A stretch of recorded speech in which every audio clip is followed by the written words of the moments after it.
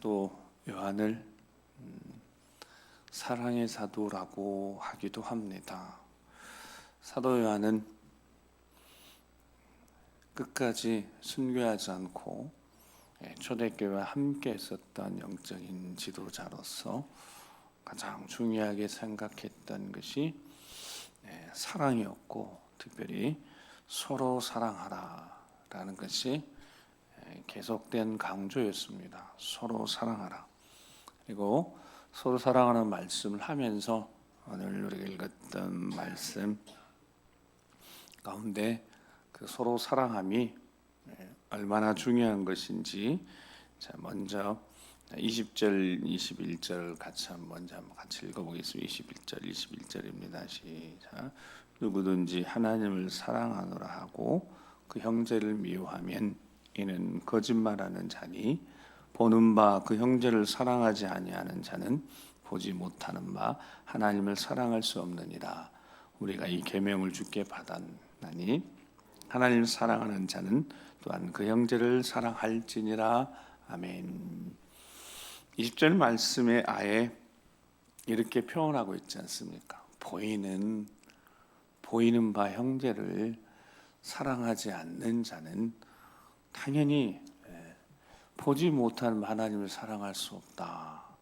그러니까 하나님을 사랑하는 자는 보이는 형제를 사랑하는 것이 마땅하다라고 강조하고 있습니다.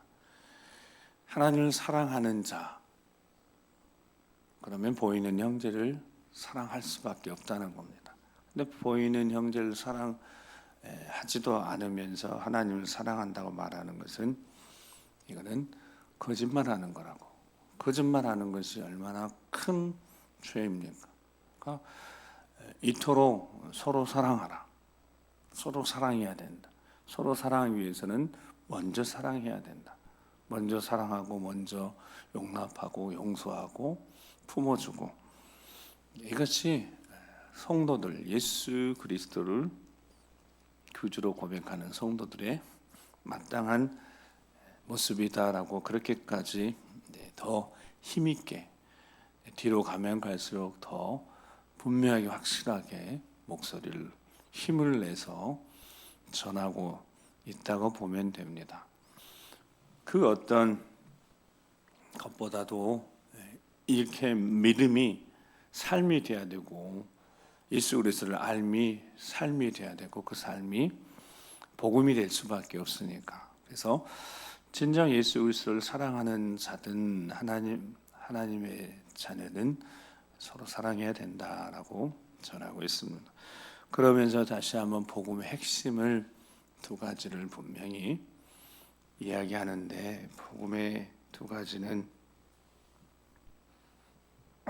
복음의 핵심의 두 가지, 고백하고 그 다음에 전해야 되는, 고백도 하고 누군가에게 전하는데, 우리가 복음을 전한다, 서로 사랑하라라고 사도 요한이 전하는 것처럼 서로 사랑하는 것은 이 복음의 핵심, 고백하고 전하는 이 두 가지 근거에서 나오는 거니까, 그 근거가 오늘 본문에 하나님은 사랑이시다고, 하나님은 16절에 사랑이시다고, 그러니까 하나님이 사랑이시니까, 하나님 사랑이 그 안에 거하시니까, 하나님 말씀 지키는 자는 하나님의 사랑이 그 안에 있는 거니까, 그 사랑이 온전해졌을 때 나오는 것이 서로 사랑하는 거니까, 형제를 사랑하게 되는 거니까.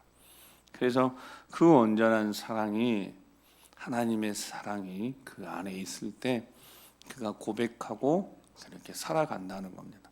전하게 되어진다는 겁니다. 근데 그 믿음의 본질, 두 가지 중요한 것이 있는데, 그것이 오늘 15절 말씀에, 자 15절 같이 한번 읽어보겠습니다. 시작.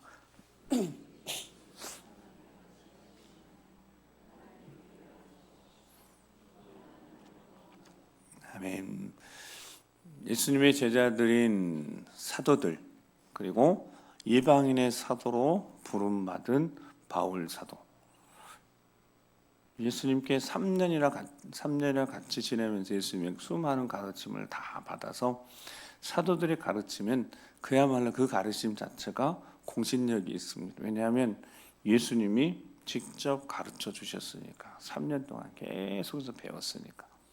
그래서 사도 요한의 이 글, 편지, 베드로 사도의 편지, 이 제자들의 말씀 자체는, 가르침은 그야말로 공신력, 딱 믿을 수 있는. 그런데 바울 사도도 예수님 만나서 직접 가르침을 받았으니까, 영으로 만나서 가르침을 받았으니까 바울 사도의 가르침하고 당연히 제자들의 사도들의 가르침이 절대로 다를 리가 없습니다. 한 분에게 배웠으니까. 근데 사도 요한도 누구든지 예수를 하나님의 아들이라 시인하면, 그러니까 고백, 시인하고 그 다음에 전하고, 내가 누군가에게 예수를 알지 못한 이들에게 내가 예수를 믿는 사람이라면, 하나님의 사람이라면 고백해야 되는 것이 있는, 그것이 예수님이 하나님의 아들이시라는 것. 그리고 그 고백을 전할 수도 있어야 되는 거고. 이 고백이 중요한 고백이지 않겠습니까? 고백하고 전하는 거니까. 근데 바울 사도도 이 고백하고 똑같이 고백을 합니다. 왜냐하면 성령 하나님이 고백해 하셨으니까. 사도 요한, 사도 바울이 사도행전 9장에 보면 다메섹으로 가다가 예수님 만난 사건을 기록하고 있고, 그가 예수님 만나서 찬란한 빛 가운데 만나서 3일 동안 앞을 보지 못하다가 3일 만에 다메섹에서 아나냐 선지자를 만나서 그 눈을 뜹니다. 눈을 뜨고 그 다음에 그 다메섹에서 사도 바울이 뭐라고 복음을 전하냐면, 자기가 고백하고 그 다음에 전하는 것이 복음이라고 그랬으니까요. 뭐라고 전하고 있는지, 고백한 대로 어떻게 전하고 있는지 사도행전 9장 20절에서 22절 말씀 같이 한번 읽어보겠습니다. 시작. 즉시로 듣는 사람이 다 놀라 말하되, 이 사람이 예루살렘에서 이 이름을 부르는 사람을 뭘 하려던 자가 아니냐. 여기 온 것도 그들을 결박하여 대제사장에게 끌어가고자 함이 아니냐 하더라. 사울은 힘을 더 얻어 예수를 그리스도라 증언하여 다메섹에서 사는 유대인들을 당혹하게 하니라. 아멘. 거기에 20절부터 22절 말씀 속에 20절에 즉시로 어떻게 전파하기 시작했다고요? 예수님이 하나님의 아들이시다.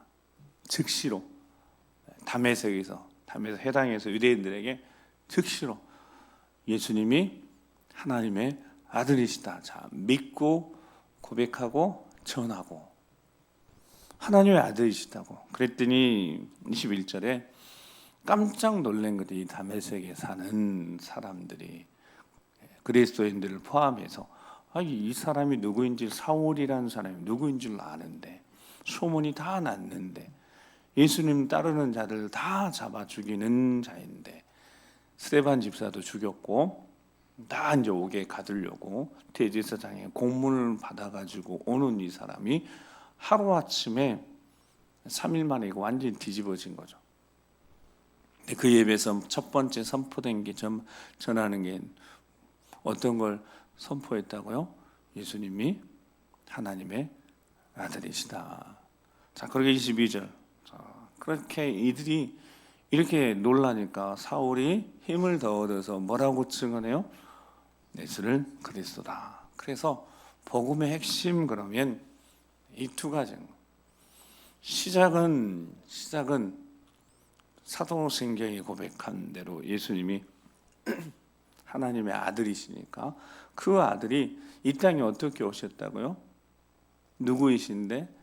요한사도는 태초부터 계신 분이시고, 태초부터 하나님과 함께 계신 분이시고, 그분이 하나님이시고, 그분이 없이는 존재할 수 있는 것이 아무것도 없다. 그분이 말씀 육신에 이 땅에 오셨다고. 그분이 나사렛 예수님이시고, 그 예수님이 누구시라고요? 하나님의 아들이시다. 육신을 입고 이 땅에 오신 예수님. 자, 그분이 결국은 뭐라고 고백하고 전하고 외치고 살아야 된다고요? 그분이 그리스도이십니다. 메시아이십니다. 그분이 내 인생의 주인이십니다. 나를 구원하신 구세주이십니다. 이렇게 고백하고 전하고 살아야 된다는 겁니다. 그렇게 고백하는 사람들은 하나님의 사랑이 그 안에 있어서 형제를 사랑하게 만든다는 겁니다. 그래서 그 사랑이 요한일서 3장 앞에 보면 16절에서 19절 말씀을 앞에 요한일서 3장 16절 19절 같이 한번 읽겠습니다. 시작. 그가 우리를 위하여 목숨을 버리셨으니 우리가 이로써 사랑을 알고 우리도 형제들을 위하여 목숨을 버리는 것이 마땅하니라. 누가 이 세상의 재물을 가지고 형제의 궁핍함을 보고도 도와줄 마음을 닫으면 하나님의 사랑이 어찌 그 속에 거하겠느냐. 자녀들아, 우리가 말과 혀로만 사랑하지 말고 행함과 진실함으로 하자. 아멘. 그래서 하나님의 사랑이 그 속에 거하는 거, 이거 계속 강조하는, 하나님 사랑이 그 안에 거하면 그의 삶에 나타나는 것이 있는데 그것이 형제 사랑이라는 겁니다. 예수님이 우리를 위해 목숨을 버리셨으니까 우리가 이로써 진짜 사랑을 알게 되어졌으니까 우리도 형제들을 위하여 목숨을 버림으로 우리 안에 하나님의 사랑이 있음을 우리가 나타내는 삶을 살아야 된다. 예수님을 구주라고 고백하고 그리스도라고 고백하고 하나님의 아들이심을 고백하는 자는 하나님의 말씀을 지키는 자니까 그 안에 하나님의 사랑이 있는 거고, 하나님의 사랑이 있는 자는 하나님이 사랑이시니까 그 사랑이 나타나서 형제를 사랑하게 된다는, 형제를 사랑한다고 말하고 형제를 사랑한다고 말하는 것 그 자체가 중요한 것이 아니라 진짜 형제를 말과 혀로만 사랑하는 것이 아니라 행함과 진실함으로 사랑하는 것이 하나님의 사랑이 그 속에 있는 자의 모습이라는 겁니다. 근데 요한 사도가 오늘 본문에 그 온전한 사랑이, 하나님의 사랑이, 온전한 사랑이 우리 안에 있어야 될 이유를 정확히 설명합니다. 그 이유가 17절 18절 말씀 같이 한번 읽겠습니다. 시작. 우리로 심판날에 담담을 가지게 하려 함이니 주께서 그러하심과 같이 우리도 이 세상에서 그러하니라. 사랑 안에 두려움이 없고 온전한 사랑이 두려움을 내쫓나니 두려움에는 형벌이 있습니다. 두려워하는 자는 사랑 안에서 온전히 이루지 못하였느니라. 아멘.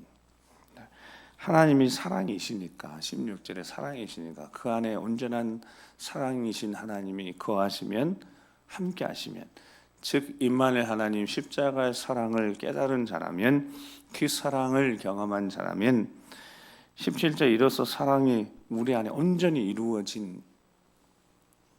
이루어져서 우리로 심판날에, 마지막 날에 담대함을 가지게 하려 함이라고. 그래서 주께서 그러하심과 같이, 주님께서 예수 그리스도, 내가 구주로 고백하는 예수님이 그러하심과 같이 그렇게 삶을 사셨던 것 같이 우리도 그분의 삶을 발자취, 꼭 한겨울에 눈이 오면 아침에 아무도 걸어보지 않은 그 눈길을 딱 걷는 길이, 걸어가는 첫 번째 사람이 있다면, 가끔 새벽에 이렇게 나와보면 그 길에서 그 눈길 발자국을 그대로 밟고 한번 걸어가 보는 그런 마음, 그런 생각. 그래서 예수님이 걸어가신 그 길을 그냥 똑같이 그 길을 걸어가는, 마치 눈길 위에 내 발자국 남기지 않고 먼저 걸어간 그 발자국 거기에 그대로 걸어가면서 내 흔적을 남기지 않는, 즉 첫 번째 걸어간 그 사람의 흔적을 그대로 보존하는, 예수 그리스도 우리 주님이 걸어간 그 길 그대로 따라가면서 우리 흔적이 남는 것이 아니라 감히 우리의 삶에서 예수 그리스도 흔적이 남게 하는 삶. 근데 그렇게 살아야 되는 이유가 마지막 날 심판날에 담대함을 가지게 하시고자 하신 하나님의 뜻이라고 강조합니다. 그리고 18절에 그래서 사랑 안에 두려움이 없고 온전한 사랑이 두려움을 내쫓나니 두려움에는 형벌이 있을 것이다. 두려움 가지고 마지막 날 주님 앞에 서면 이건 형벌이 있는 거예요. 이 형벌이 얼마나 큰 형벌인지, 얼마나 큰 무서운 형벌인지 마태복음 7장 21절 23절 말씀 이렇게 예수님 말씀하셨습니다. 자, 읽겠습니다. 시작.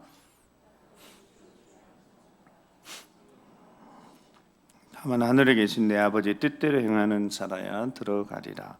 그날에 많은 사람이 나더러 이르되 주여 주여 우리가 주의 이름으로 선지단 노릇하며 주의 이름으로 귀신을 쫓아내며 주의 이름으로 많은 권능을 행하지 아니하였나이까 하니니 그때 내가 그들에게 밝히 말하되 내가 너희를 도무지 알지 못하니 불법을 행하는 자들아 내게서 떠나가라 하리라.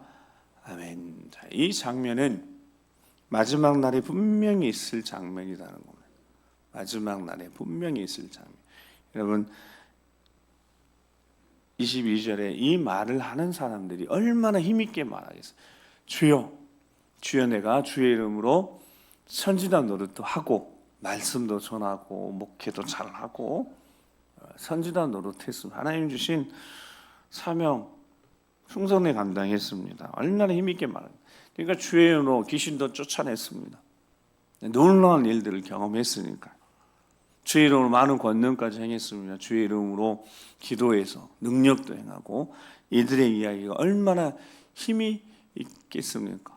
근데 예수님이 그때 그들에게 밝히 말하는 거예요. 예수님이 힘있게 확실하게 분명하게. 왜냐하면 이때는 여지가 없으니까 다시 돌이키고 회개하고 여지 자체가 이거는 딱 선고니까 마지막 날 심판대에서 선고 마치 대법원에서 이제 마지막 선고 딱 하면 끝나는 거니까요. 불법을 행하는 자여 내게서 떠나가라. 불법을 행하는 거, 사랑 없이 행한 거, 온전한 사랑 없이 행한 거, 얼마든지 사랑 없이 행할 수 있는 게 있습니다. 사랑 없이 남에게 도와줄 수 있고 사랑 없이 헌신할 수 있고요. 그러니까 그것을 헌신하는 척, 거룩한 척, 이해하는 척 하는 거 할 수 있습니다. 근데 분명히 사도 요한이 말씀합니다. 사도 요한을 통해 하나님 말씀하시는 거죠. 온전한 사랑이 우리 안에 있어야 하고 그 사랑 없이 마지막 날 주님 앞에 섰을 때 이렇게 외면당한 이들이 있을 것이다. 그러니까 두려움은 어디서 오냐면 마지막 날 심판의 두려움은 온전한 사랑이 없으면 그게 그 두려움으로 주님 만나게 되지만 이런 일이 생길 것이니까요. 그래서 하나님이 우리를 먼저 사랑하셨으니까. 그래서 19절을 우리가 사랑하면 그가 먼저 우리를 사랑하셨으니까 그 사랑을 우리도 실천하며 그 사랑하면서 살아야 되니까 주님이 걸어가신 그 길을 꼭 살아가야 되니까 오늘도 세상은 어찌하든 우리는 우리 주님이 걸어가신 그 길을 걸어갈 수 있길 바랍니다. 눈길 위에 먼저 걸어가신 예수님 발자국이 있는데요. 그 발자국을 그대로 따라가면 되는 건 아니겠습니까? 그래서 오늘도 그 길을 걸어가는 우리가 되길 소망하면서 고린도전서 13장 1절에 3절 말씀을 읽고 우리 한번 기도하겠습니다. 고린도전서 13장 1절 3절입니다. 시작. 내가 사람의 방언과 천사의 말을 할지라도 사랑이 없으면 소리나는 구리와 울리는 꽹과리가 되고 내가 예언하는 능력이 있어 모든 비밀과 모든 지식을 알고 또 산을 옮길 만한 모든 믿음이 있을지라도 사랑이 없으면 내가 아무것도 아니요. 내가 내게 있는 모든 것으로 구제하고 내 몸을 불사르게 내줄지라도 사랑이 없으면 내게 아무 유익이 없느니라. 아멘. 사랑이 없으면 시끄러운 소리에 불과한 거고 사랑이 없으면 아무것도 아닌 거고 사랑이 없으면 아무 유익이 없다라고 말씀합니다. 그게 불법을 행하는 거, 사랑 없이 행하는 거, 사랑 없이 진짜 사랑 없이 십자가의 사랑 그걸 아가페 사랑이라고 그럽니다. 희생적 사랑이라고 그럽니다. 근데 그 사랑은 우리 안에서 만들어낼 수 있는 차원이 절대 아닙니다. 우리가 할 수 있다고 생각하면서부터 그게 가짜 사랑일 수밖에 없으니까요. 그래 십자가의 사랑, 온전한 사랑, 하나님의 사랑이 우리 안에 거할 때 나타나는 그 사랑은 절대로 그 사랑 때문에 내 영광이 드러나지 않고 우리 주 예수 그리스도 우리 주 영광만 드러나는 일일 테니까. 그러니까 거기에 예수 그리스도의 향기가 나타날 수밖에 없는 것 아니겠습니까? 다시 한번 이 사순절 기간에 우리 주님과 함께 걷는, 우리 주님과 함께 동행하는 우리가 거룩한 삶을 살아야 되고 더 깊은 삶을 살아야 되니까 더 깊이 하나님의 사랑을 경험하고 그 사랑이 나를 어떻게 살리셨는지를 기억하고 어떻게 살아야 되는지는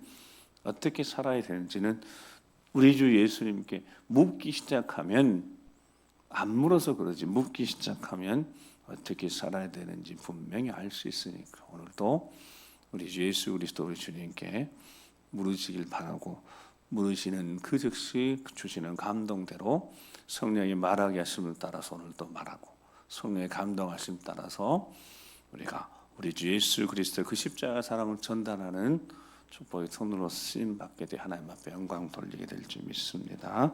기도하시겠습니다. 하나님의 사랑이, 사랑이신 하나님의 사랑이 온전하게 우리 안에 충만하게, 온전하게가 충만하게니까요. 사람의 그릇이 다 다를 수 있으니까.